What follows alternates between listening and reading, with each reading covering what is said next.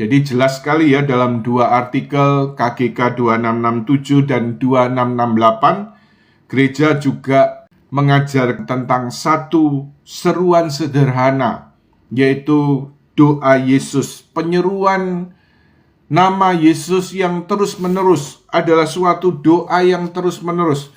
Karena begitu sederhananya hanya memanggil atau menyerukan nama Yesus, maka doa ini dapat dilakukan siapa saja dan dari berbagai kalangan. Bahkan orang-orang paling sederhana pun dapat berseru, Tuhan Yesus Kristus, Putra Allah, kasihanilah aku, orang berdosa ini. Ya, ini rumusan panjang ya. Ya, diperkenalkan dengan doa Yesus. Doa Yesus dengan lebih sederhana lagi yang didoakan menurut ritme pernafasan. Artinya terus-menerus mengulang-ulang nama Yesus. Tarik nafas Y, saat tarik nafas Y, hembuskan nafas sus. Tarik nafas Y, hembuskan nafas sus. Jadi kita dapat mulai saja melakukan doa Yesus dengan ritme pernafasan ini. Tapi juga kita perlu ingat, kita menyerukan nama Yesus ini dalam iman, harapan, dan kasih. Bisa saja mulai saja dengan 15-20 menit pada saat permulaan, pada saat awal. Dan kemudian sambil jalan kita coba terus bertekun. Kalau rasanya kurang bisa sampai setengah jam atau 1 jam untuk doa Yesus. Tapi ini suatu metode doa yang sangat sederhana ya. Ini kita lihat apa yang diajarkan gereja dalam Katekismus Gereja Katolik. Jadi ditekankan di sini, doa Yesus itu sangat sederhana, jadi memungkinkan orang dapat berdoa secara tetap, berdoa terus-menerus karena begitu sederhana. Dan kemudian doa ini dikatakan juga dalam ajaran gereja ini bukan hal yang bersifat sampingan. Tetapi doa ini harus menjadi artinya suatu kegiatan yang unik untuk mencintai Allah. Ya, jadi mencintai Allah secara dapat kita doakan terus-menerus dan juga menyinari, artinya memberikan juga sinar, memberikan pengaruh untuk segala aktivitas dan juga kegiatan kita dan juga perbuatan baik kita yang kita lakukan bersama Yesus dan demi kasih pada Yesus. Jadi ini kita lihat dasar kitab suci dan ajaran gereja dari doa Yesus. Sekarang akan kita mulai dalami mengenai sejarah dari doa Yesus ini ya. Jadi karena ini bersifat sejarah, mau tidak mau kita juga akan berkaitan erat dengan pengajaran dari bapak-bapak rohani dalam gereja timur ya. Jadi kalau kita lihat tentang sejarah doa Yesus, jadi yang pertama-tama, kemunculan pertama dari spiritualitas yang berpusat pada nama Yesus ini ditemukan dalam tulisan rohani Santo Diadokus dari Potiche, atau tadi saya lihat Potiki, yaitu yang hidup tahun 400 sampai 486. Nah, jadi tulisan rohani ini ditemukan pada abad ke-5, yaitu mengenai penyeruan nama Yesus dalam doa. Tetapi memang kemudian tidak menyinggung soal rumusan dari doa Yesus. Jadi pertama kali yaitu sudah dimulai abad ke-5 sudah terlihat melalui tulisan rohani Santo Diadokus dari Potiki ini.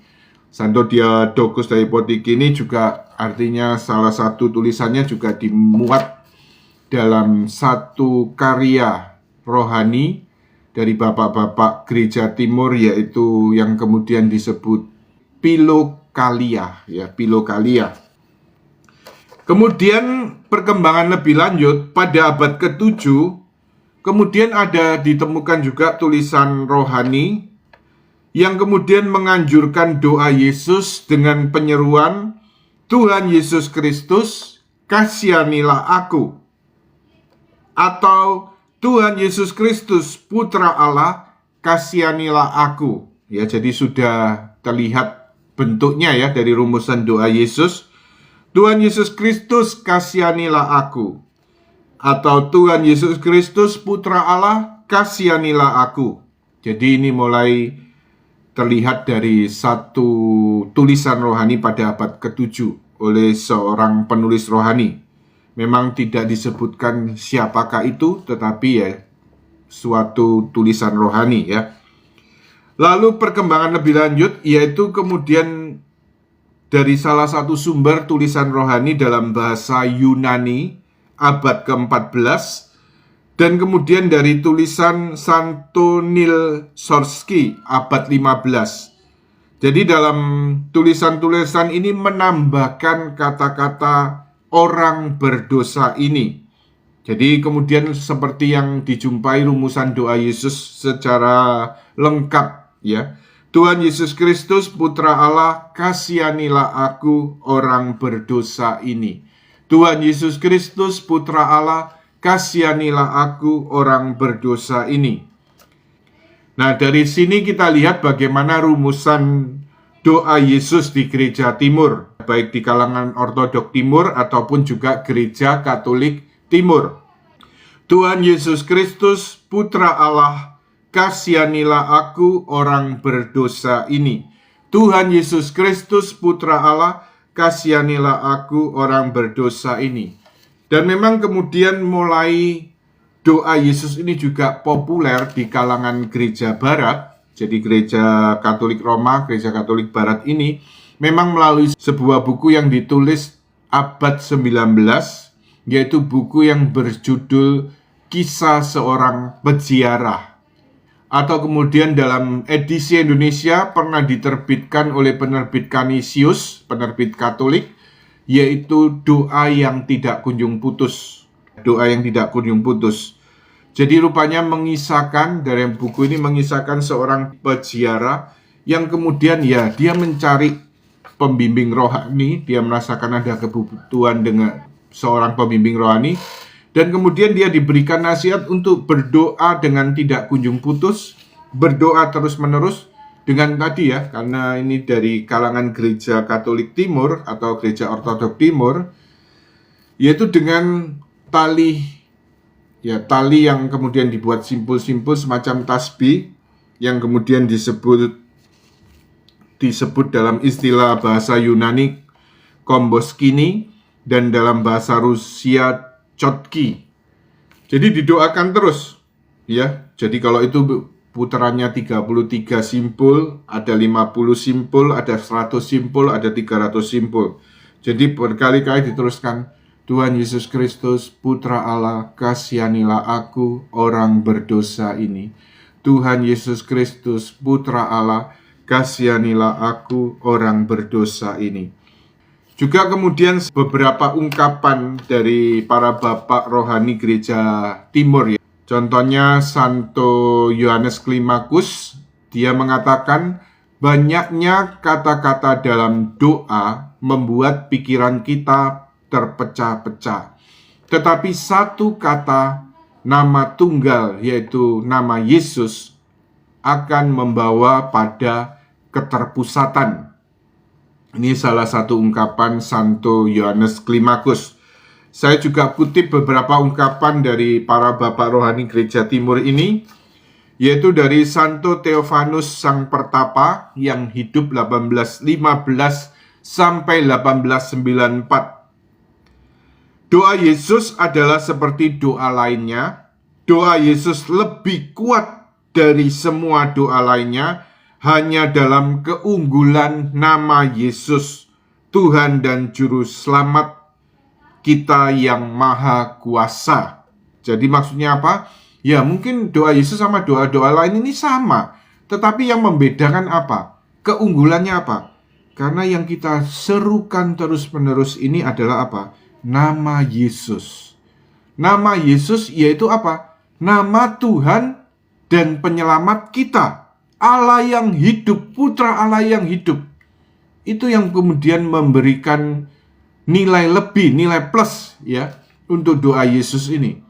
Kita nggak manggil nama-nama yang lain, tetapi hanya nama Tuhan kita, Tuhan Yesus Kristus, Putra Allah, kasihanilah aku orang berdosa ini. Itu rumusan yang panjang ya. Tuhan Yesus Kristus, Putra Allah, kasihanilah aku orang berdosa ini.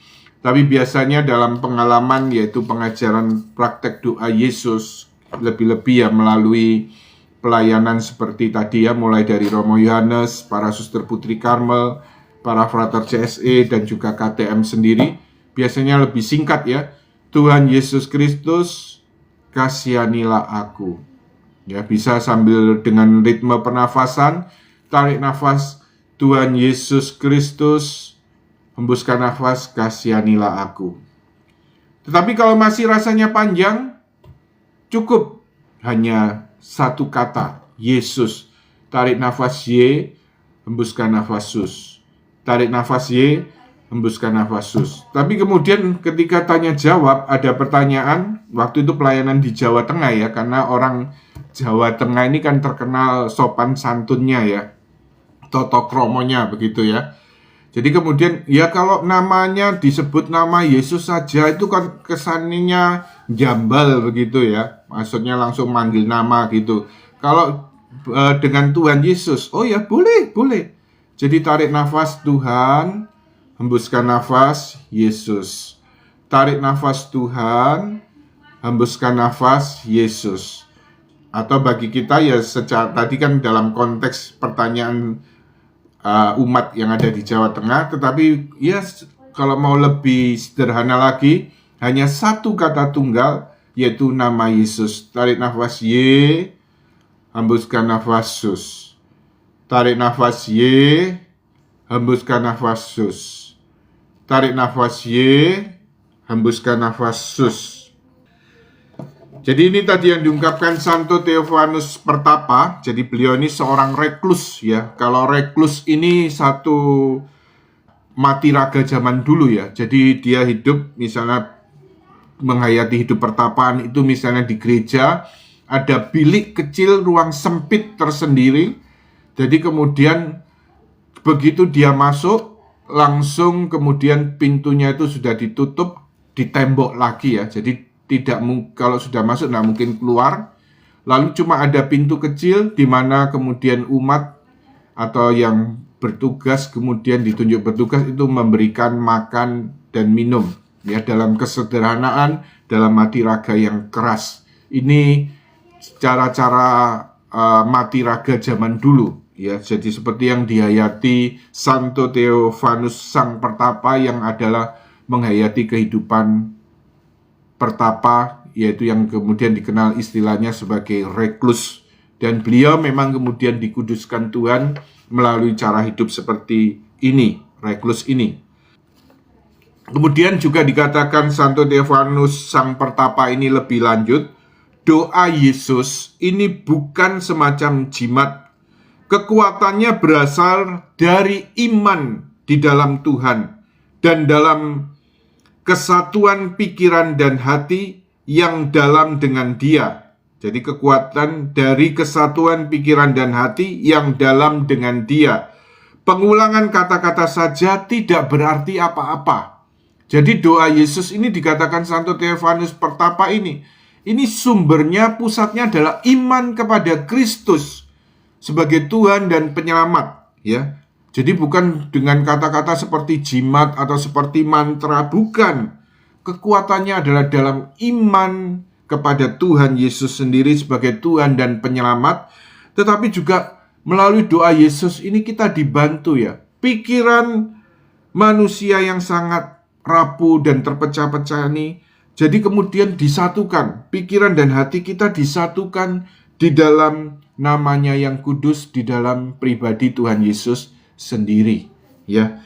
Jadi ini kemudian yang ditekankan oleh Santo Theophanus Pertapa. Kemudian Santo Ignati Bryn-Kaninov yang menuliskan buku tentang doa Yesus ini kemudian memberikan beberapa hal berkaitan tentang doa Yesus ini. Nama itu dengan bentuk luarnya yang terbatas, tetapi mewakili objek yang tidak terbatas, yaitu Allah. Ia meminjam kegunaan atau nilai ilahi yang tak terbatas, yaitu kekuatan dan sifat Allah.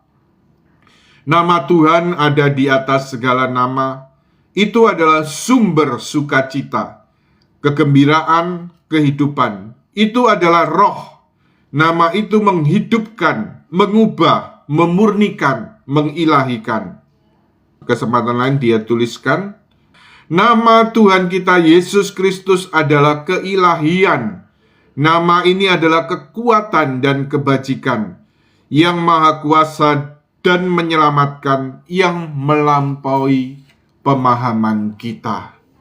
Jadi dasar doa Yesus adalah penyeruan nama Yesus.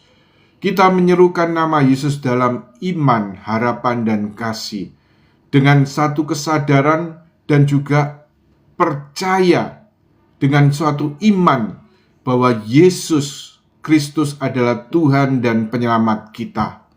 Ya. Jadi karena Yesus Tuhan dan penyelamat kita yang terus namanya kita panggil.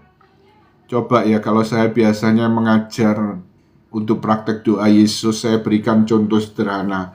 Kalau teman kita atau mungkin keluarga kita, kita panggil namanya saja. Ya, misalnya saya panggil nama anak saya, Patrick, pasti dia akan noleh. Ya, Pi, begitu kan ya. Patrick, ya, Pi. Nah, apalagi yang kita panggil terus-menerus ini adalah nama Tuhan kita Yesus Kristus. Tarik nafas Y, hembuskan nafas sus. Tarik nafas Y, hembuskan nafas sus. Tuhan juga mau mendengar kita. Tuhan juga akan noleh ketika kita panggil. Noleh terus ya, karena dipanggil terus kan, ibaratnya ya. Tetapi sungguh-sungguh ditekankan di sini oleh para kudus gereja timur ini, Bapak Rohani Gereja Timur ini, bahwa nama Yesus itu ya, yang kita serukan terus-menerus, kita ulang-ulangi penyeruan ini dalam doa Yesus ini nama yang penuh kuasa. Nama Tuhan yang maha kuasa, nama Tuhan dan penyelamat kita, yang perlu kita sungguh-sungguh sadari. Bukan, tadi saya ulangi apa yang dikatakan Santo Theophanus Pertapa, bukan sekedar seperti jimat atau mantra, tetapi penyeruan nama Yesus dalam doa Yesus ini, karena kita sadar Yesus adalah Tuhan, Yesus adalah penyelamat kita. Terus-menerus kita panggil namanya, terus-menerus kita ulangi namanya. Baik, pada kesempatan ini, mari kita bersama nyanyikan, serukan dan nyanyikan nama Yesus dalam iman, harapan, dan kasih. Setelah itu kita masuk dalam keheningan untuk menyerukan nama Yesus menurut ritme pernafasan dalam hati kita masing-masing.